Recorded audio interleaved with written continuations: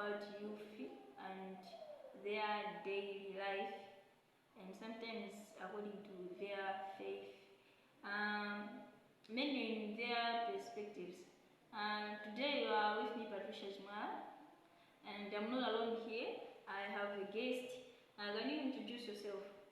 Okay, thank you. My name is Shubran Robert from Zomba, and also I'm a student from Malawi Institute of Journalism. Yeah. Okay, fine. Today we'll be talking about faith during exam and school pressure. According to you, personally, how can you explain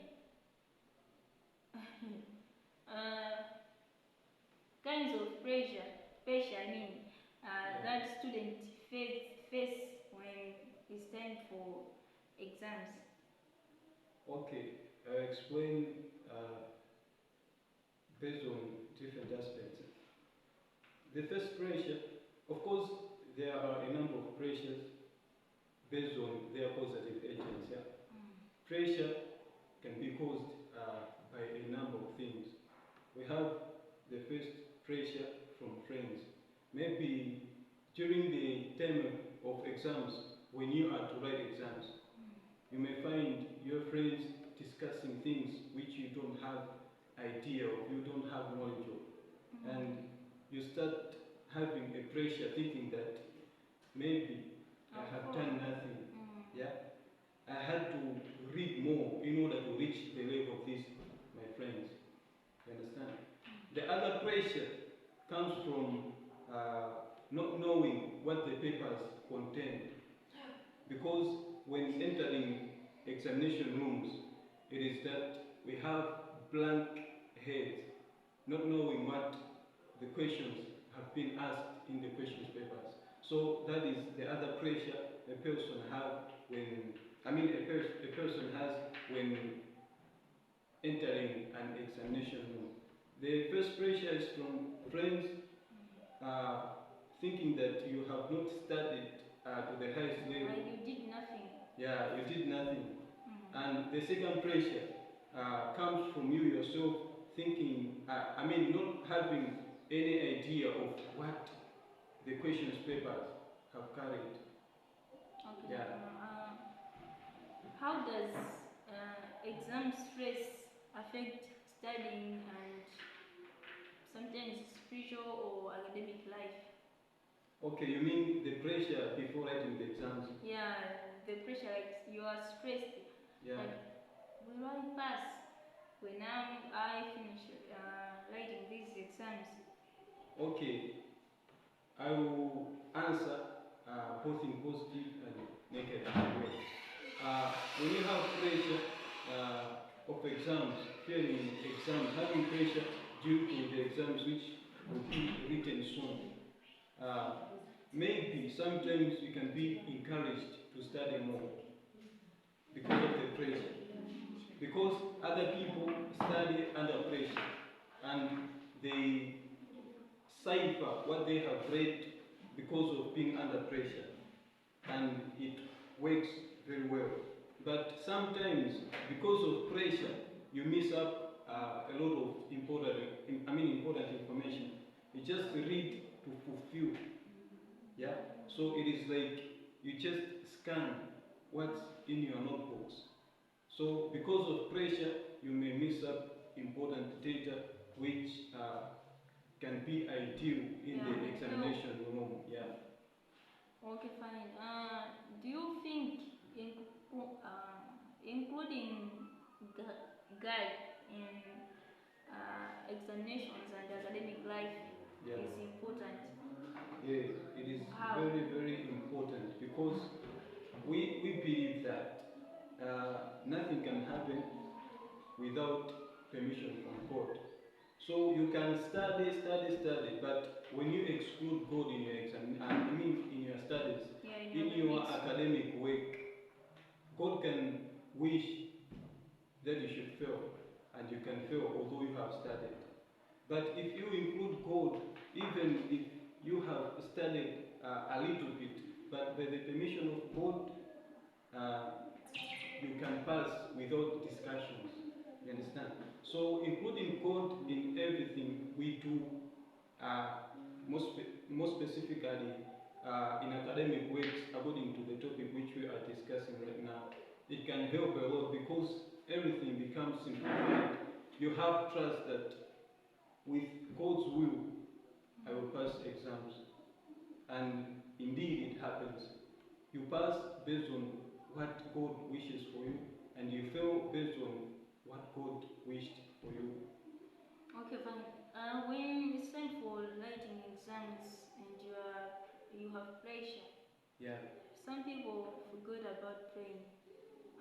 They take prayer and put it just aside, like that, a certain corner, and just focusing on the question paper. The question paper. What will maybe just reading. And there are some people who just have faith that they will pass. Yeah. Like praying so hard. I want to pass these exams while not studying. Yeah.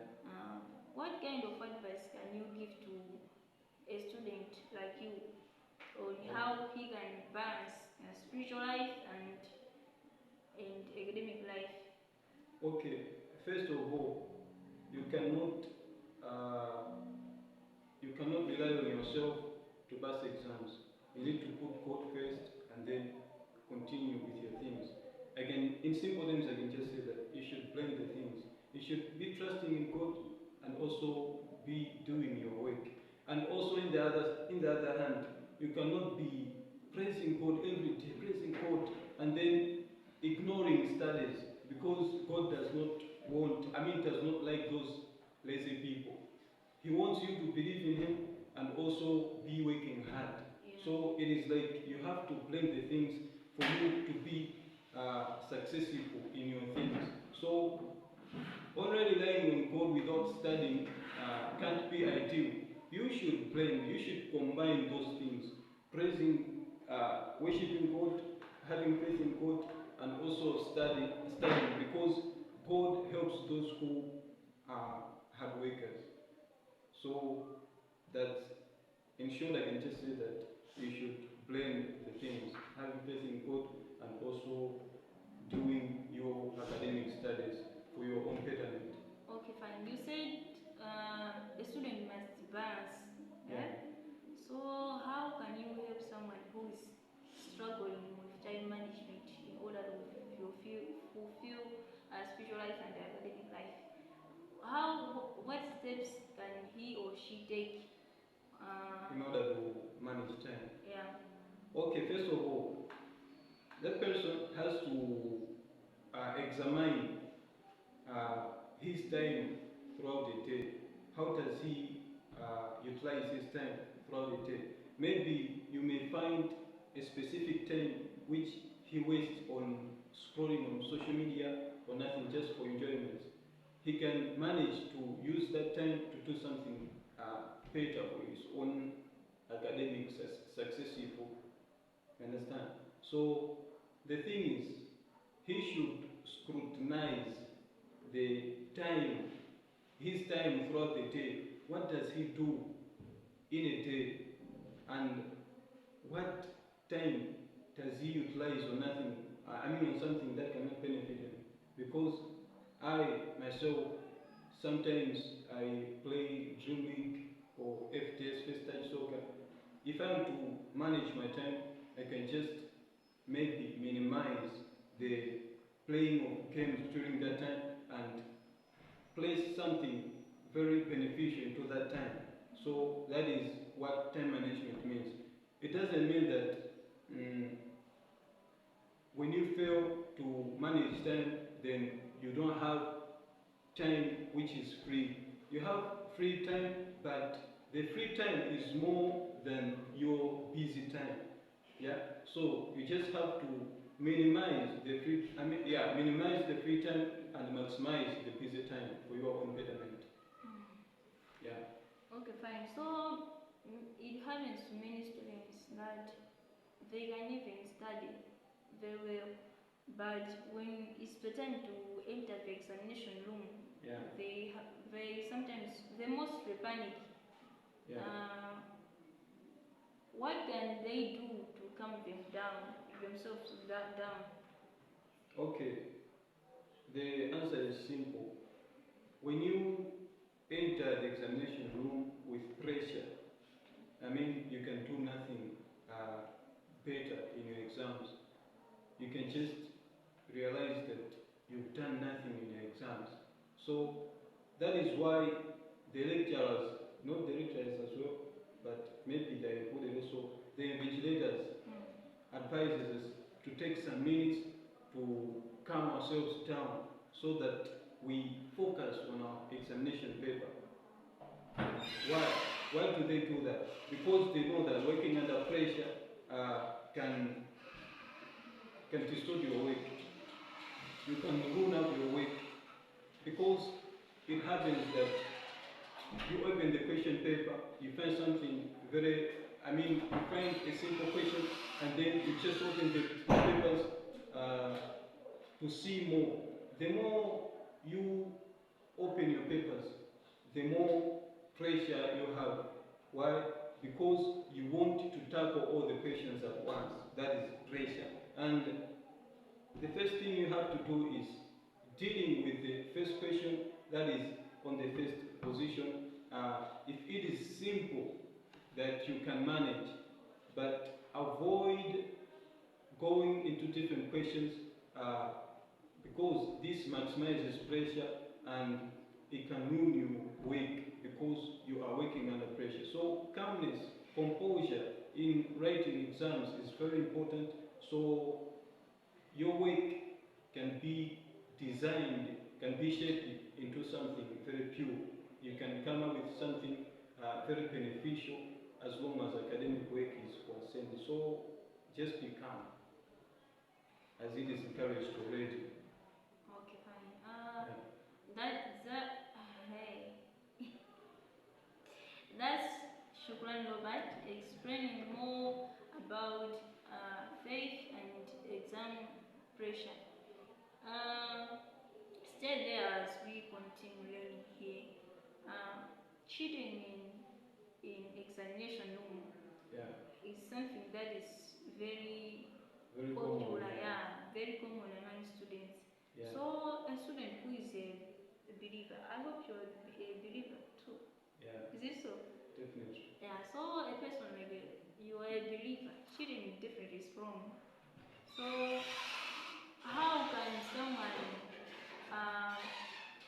avoid temptations that can trigger him to participate in cheating with other students in the examination room? How can a person be far from that? Okay, first of all, since you're a believer, so you have to believe in what you are contented of. Because when you are cheating, it means you are writing something which isn't yours. Yeah? So it is like robbing someone else, taking someone else's work for your success, for your success. So for you to drive yourself away from cheating, it is simple. Just concentrate on studying. Because when you study, it means you are contenting yourself with the data that will be required during writing exams. So if you are not studying, definitely you will have no idea of what the questions are on the question paper. So definitely it can drive you, it can force you into cheating. So I think this is also definitely a sin because it is like you are robbing someone else's work to boost your success as long as academic work is concerned. So I think the main medication on this issue is just concentrate on studying, focus on studying, and then this will help you to have enough knowledge when entering into examination room, and you will not be relying on someone's work to fill up the gaps that have been provided for you to answer. I think that's the answer of the question. Okay, fine. Do you think that school pressure or examination pressure can make someone to be strong in his or her faith? If it is yes, why? And if it is no, why? Can you explain? Pressure. Yeah, having pressure or panicking, like maybe you're afraid of exams. Yeah. Maybe because you think that you didn't study well, you're going to fail. Yeah. How can that bond your faith, make it strong? If it is yes, how? And if it can't make your faith strong, and how? Okay. That is a very tough question, but still I will try my best to answer it. It just depends. Yeah, it just depends. Sometimes, as I already said in the questions which you asked me already, that sometimes pressure can encourage someone to work hard. That is pressure, yeah? Because out of pressure, you do more studies just to minimize your pressure. You can agree with me, during the time of exams, when you hear that exams are next week, you develop pressure, your body develops pressure, and this pressure forces you to study more. And the more you study, the more contented you become. So I think sometimes pressure can encourage you to work hard in your studies, and also maybe pressure, the same pressure. Okay, pressure, as it comes to faith, I think it can reduce your faith, because you can't have pressure when you have faith. I think you can agree with me. Yeah, that's right. If you have faith, you just have confidence that I will do it. But with pressure, it means you don't have faith. You are not confident of yourself. So I think sometimes pressure can encourage you to do a little bit. To do works more harder. And also sometimes the same pressure can decrease your faith, because the more you have pressure, the more your faith decreases. Yeah, I think that's the answer of your question. Okay, fine. So how can friends that we chat with at school, or maybe the principal mistake, can help us in times of stressful time of school? Yeah. Maybe times of assignments. Yeah. How can we help each other? Like we as youth people, Yeah, how can we help as each students. other? Okay, should I take it on the context of student or just a community member, society member? Okay, you can be a community member, but Also a helping student. you, yeah, like that. Okay, I think sometimes the pressure comes also from our friends, but at the same time also our friends are the ones that can minimize our pressure. Why? Because there are other people, we reach to them, they can just say, bro, it doesn't mean that if you haven't read enough, you will fail exams, because you don't know what the papers are carrying. Yeah, that is some motivational words from your friends, and I think they can help minimize your pressure. And it also depends on the type of friends, because you chill with people based on their behaviors.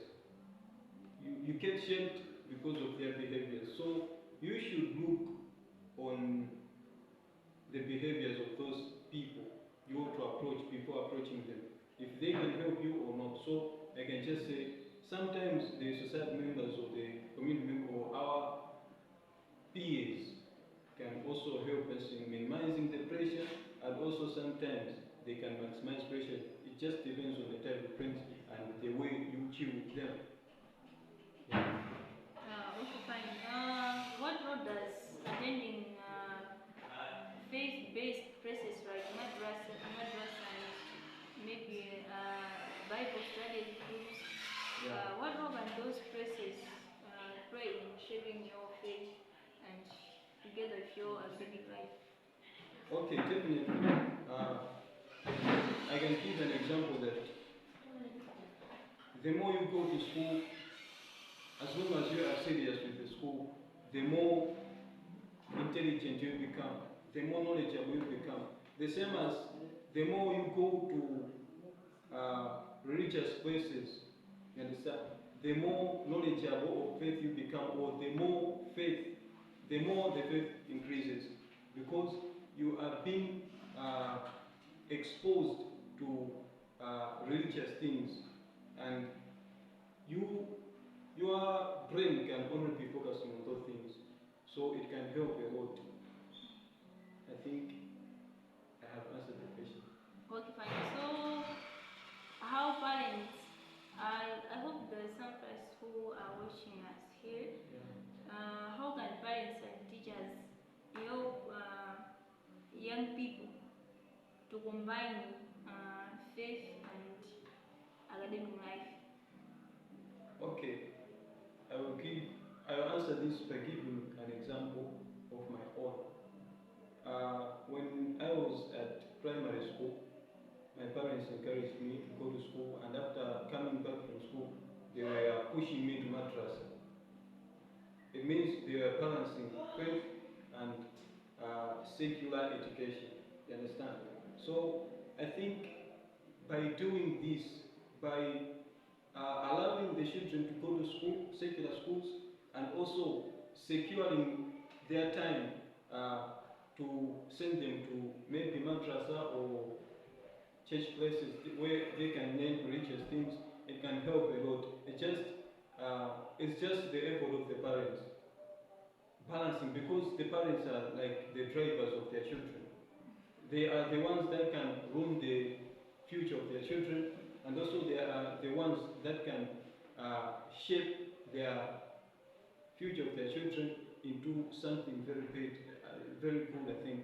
So I encourage the parents just to balance the time of their children, because they are the ones in charge in managing the time of their children. Yeah. Okay, finally, what encouragement can you give to students watching us here who are uncomfortable with, maybe they are just participating in school, academic, forgetting about faith? How can you encourage those people to balance these two things? Okay, in simple terms, it is an advice. Okay. So my advice to those people who are just watching, especially my peers, yeah, is to combine both faith and secular things, because without relying on God, nothing can be achieved if God doesn't wish that you should achieve anything. So it is the same God that gives you intelligence. It is the same God that gives you the capability of doing all the things you are doing outside of religious things. So it is just important for you to blend all these things to have a smooth ride throughout your academic journey and also your religious journey. So blend the two things for your own betterment. Yeah. Fine. That was Shukran Robert explaining more about school pressure and faith, and how can somebody balance it when it's time of school. I hope you have learned a lot, and till we meet again, this was Patricia Jumala and my friend here. Shukran, Robert.